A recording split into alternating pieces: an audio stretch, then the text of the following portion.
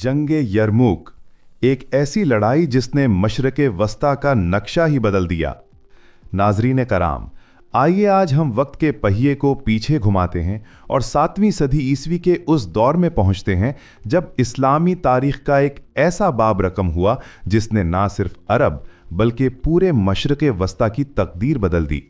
ये है वो तारीख़ी मौका जिसे हम जंग यरमूक के नाम से जानते हैं।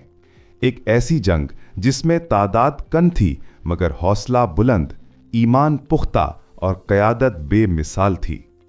आज की ये कहानी सिर्फ एक जंग की दास्तान नहीं बल्कि अकीदत, कुर्बानी, तदबीर और हिकमत अमली का हसीन इम्तिजाज है। पसे मंज़र खिलाफत सानी का ज़माना। ये वो वक्त था जब इस्लामी रियासत खिलाफत राशिदा के सुनहरी दौर से गुजर रही थी। खलीफा सानी हज़रत उमर फ़ारूक रदियल्लाहु अदलो इंसाफ, हिकमत व बसीरत और गैर मामूली इंतज़ामी सलाहियतों के साथ रियासत मदीना की निगरानी कर रहे थे। अरब के सहराओं से निकलकर इस्लामी लश्कर ना सिर्फ जजीरा नुमाए अरब बल्कि ईरान और शाम की सरजमीनों तक अपने कदम जमा चुके थे। इस अजीम पेशकदमी की क़यादत कर रहे थे हज़रत खालिद बिन वलीद रदियल्लाहु, वही जो सैफुल्लाह कहलाए, वही जो मैदान जंग में दुश्मन के लिए खौफ और मुसलमानों के लिए उम्मीद की अलामत थे। खालिद बिन वलीद रदियल्लाहु का हैरान कुन फैसला। ईरानी सल्तनत की सरहदी बस्तियों को एक एक करके फतह किया जा रहा था कि अचानक मदीना मुनव्वरा से एक पैगाम आया, खालिद शाम का रुख करो, मुसलमानों को तुम्हारी ज़रूरत है। आम तौर पर यह रास्ता फ़लस्तीन से होकर शाम तक जाता था मगर खालिद बिन वलीद ने गैर मामूली फ़ैसला किया। वो अपनी फ़ौज को ईरान और शाम के दरमियान फैले हुए इस वसीओ अरीज़ और ख़तरनाक सहरा से गुजारने लगे जहां पानी का नामो निशान भी मुश्किल से मिलता था। ये रास्ता दुश्मन के वहमो गुमान में भी नहीं था। तसव्वुर कीजिए, जलता सूरज, बेआबो गया ज़मीन और सहरा का ऐसा सफ़र जो कई दिनों पर मुहित हो।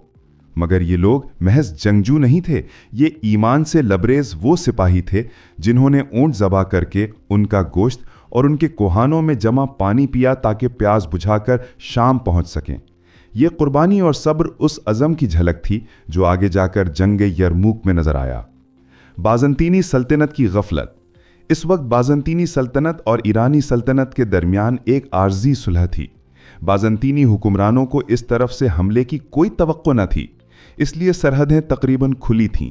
बड़े लश्कर अंदरून मुल्क थे और शहरों की दीवारों के अंदर बस मामूली तादाद में सिपाही तैनात थे। मुसलमान फ़ौज ने मौके का भरपूर फ़ायदा उठाया। एक के बाद एक शहर फतह होता गया, यहाँ तक कि वो दिमिश्क के दरवाज़ों तक पहुँच गए। दूसरी तरफ हज़रत उबैदा रदियल्लाहु की क़यादत में दूसरी मुसलमान फ़ौज अरब से फ़लस्तीन में दाखिल हो चुकी थी और वो भी शाम में कदम जमा रही थी। यूं दोनों मुसलमान लश्करों ने मिलकर दिमिश्क को घेर लिया और बिलाखिर दिमिश्क वालों ने हथियार डाल दिए। ये एक अजीम कामयाबी थी, लेकिन असल इम्तिहान अभी बाकी था। कैसर रूम की जवाबी कार्रवाई। जब मुसलमानों की फतूहात की खबरें कुस्तुनतुनिया में कैसर रूम तक पहुंची तो उसके पैरों तले ज़मीन खिसक गई। उसने फौरी तौर पर एक बड़ा लश्कर तैयार किया और शाम की तरफ रवाना कर दिया। एक ऐसा लश्कर जो तादाद और वसाइल में मुसलमानों से कई गुना ज़्यादा था। खालिद बिन वलीद और दीगर मुस्लिम कायदीन ने मशवरा किया और फैसला किया कि शाम के बाज़ इलाकों को वक्ती तौर पर खाली कर दिया जाए और फ़लस्तीन की तरफ भी पीछे हटा जाए ताकि खुले मैदान में दुश्मन से मुकाबला किया जा सके। ये फैसला बज़ाहिर पसपाई नज़र आता था मगर दर हकीकत एक अजीम जंगी हिकमत अमली थी। यूं दोनों अफवाज फ़लस्तीन और शाम के संगम पर बाक़े मुकाम यरमूक पर आमने सामने आ गईं। फ़ौजी तादाद और माहौल। मुसलमान मौर्रिखीन के मुताबिक बाज़ंतीनी लश्कर की तादाद 1 लाख से 2 लाख के दरमियान थी, जबकि मुसलमानों की तादाद सिर्फ 25 से 30 हज़ार थी। गैर जानिबदार ज़राए तकरीबन 60,000 बाज़ंतीनी और 30,000 मुसलमान बताते हैं। यानी दुश्मन 2 गुना था, असलहा ज़्यादा था, तजर्बा ज़्यादा था, मगर ईमान, क़यादत और गैर मामूली नज़्म व जब्त मुसलमानों का सबसे बड़ा हथियार था। जंग का आगाज़। ख़वातीन की शुजाअत। जंग यरमूक आसान न थी।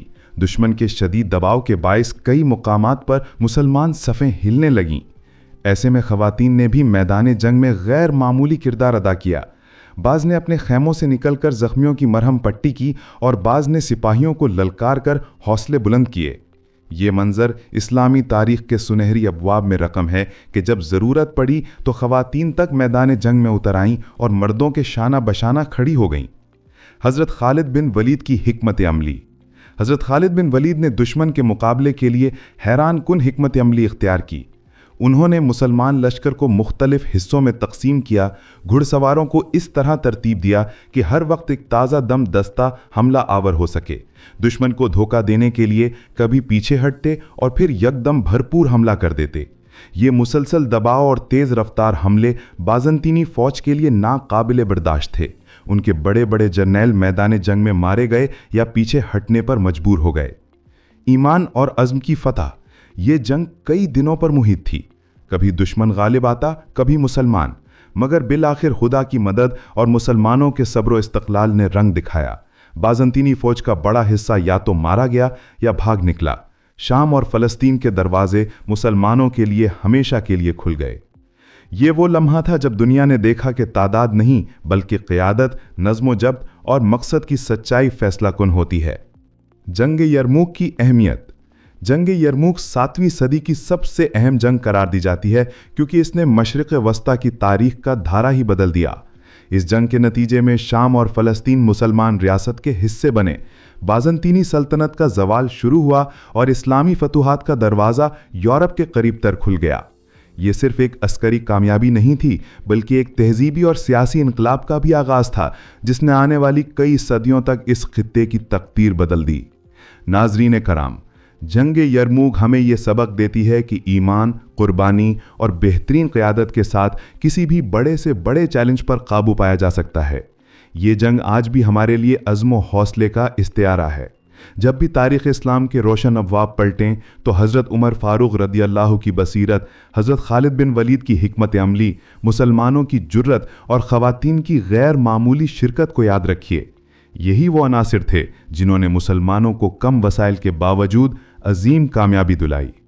اگر آپ کو ہماری یہ تاریخی کہانی پسند آئی ہو تو لائک اور سبسکرائب کرنا نہ بھولیں۔ اپنے دوستوں کے ساتھ شیئر کیجیے تاکہ زیادہ سے زیادہ لوگ اسلامی تاریخ کے ان سنہری ابواب سے روشناس ہو سکیں۔